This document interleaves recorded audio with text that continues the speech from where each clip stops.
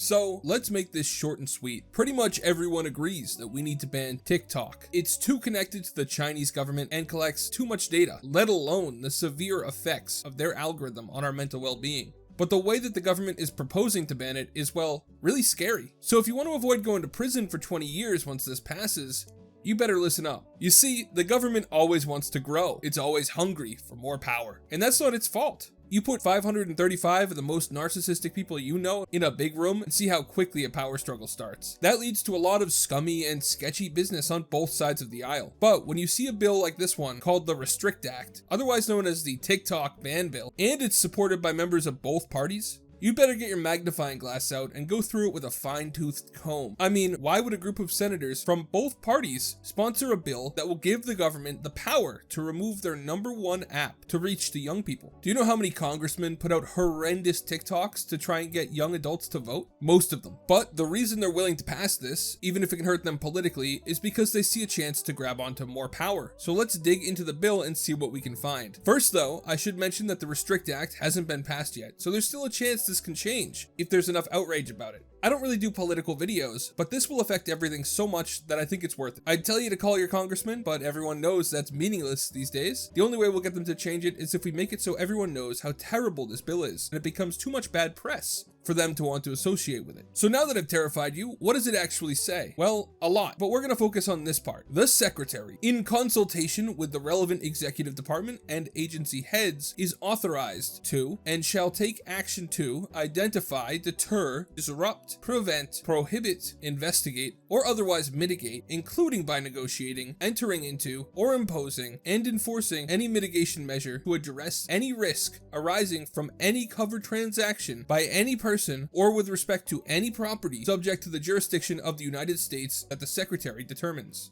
Now I know that sounds like a lot of legalese, so let me rephrase it in a way that isn't designed to obfuscate the true purpose. Basically, what that means is that the executive branch, meaning the president and his cabinet, gets the power to basically say someone or something is a national security risk without congressional oversight, meaning the power is exclusively with the executive branch and that they don't need to ask Congress if it's okay. And then they can investigate, disrupt, or do whatever they want to mitigate the national security threat. I know, you might be saying, well, if it's a risk for only people who are national security threats, then I don't have to worry about it. Well, like I said, there's no oversight of this program by Congress, and they can investigate anyone, digging into their lives to get their secrets, just by classifying them as a risk. Now imagine how that could go wrong. A president of opposite politics from whatever you believe gets into office, right? He pushes through some laws that you strongly disagree with, so you decide to go out and protest. But the president or someone in his cabinet determines that the laws are of national security importance, unilaterally with no oversight. Well, congrats. By protesting that law, you just became a national security risk, and the government can take any enforcement measure to mitigate the risk that you pose. Basically, this is the Patriot Act, but digital and on a few steroids. And when I say any action, I mean any action. Even if they decide to just investigate you, this bill lets them go full 1984 on you. It lets them investigate your use of pretty much anything electronic. And when I say investigate, I mean spy on you using, and I'll just mention a few from the list, desktop applications, mobile applications, gaming applications, payment applications, web-based applications, any wide area network you connect to, mobile networks, satellite data, your cable, your core networking systems, pretty much everything from your cell phone to your smart Wi-Fi connected coffee machine would be able to be spied on because of this bill. I mean, I don't know why the heck the government would need to investigate someone's gaming applications, though they might be disgusted by how much old school RuneScape I play. But by payment applications, that means anything you use to purchase something without using cash. So Venmo, PayPal, your bank, crypto, anything. Any money you spend, they'll know about it. Now, some people might say that, oh, this is a national security bill, it won't affect US citizens, just foreign agents, right? Well, no. In section 2 of the document, they do list US citizens as appropriate targets among those other unsavory groups. And don't think that they can only investigate you with this bill. It lets them throw you in prison for 20 years and fine you $1 million.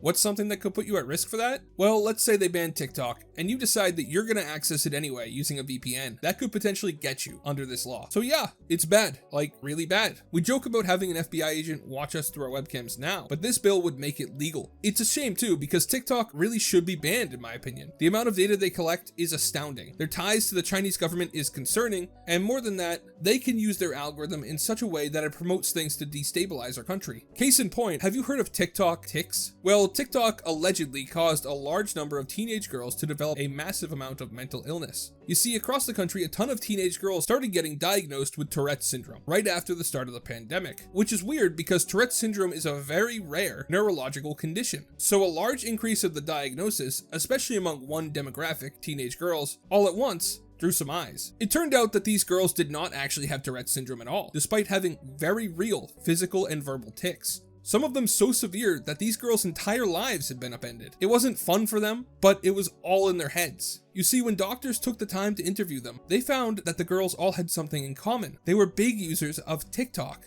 Moreover, they were being fed videos of other girls their age who had Tourette's syndrome. They had gotten stuck on Tourette's talk. Basically, the theory is that being constantly exposed to other people who are getting a lot of attention online for having Tourette's syndrome had a mental effect on them. Whether it was that they wanted attention too, or what, I don't know. These girls weren't consciously making the decision. They began to suffer from a type of mass hysteria. Their mind made up the symptoms in a way that it appeared real to them as well. They made themselves have Tourette's syndrome without even knowing it. The doctors began telling parents to take away their kids' access to TikTok, and well, the symptoms faded. So if anyone tries to tell you that TikTok isn't dangerous, they're either misinformed or they just flat out don't know what they're talking about. The constant stream of short videos, it can have effects on people's minds that we don't even understand yet. And we're just gonna let the power to use that stay in the hands of the Chinese Communist Party, one of the biggest human rights abusing governments to ever exist? No, I don't think so. But the problem is, quite rightly, the president doesn't really have the power to just ban things willy-nilly. We live in a democratic republic. That means his powers are constrained by the laws passed by the legislative branch and the review of the judicial branch. So technically, Biden could sign an executive order to ban TikTok tomorrow, but it would just be struck down by the courts in a few days. But if the Congress specifically gives him, and by him I mean the executive branch, not actually Biden himself,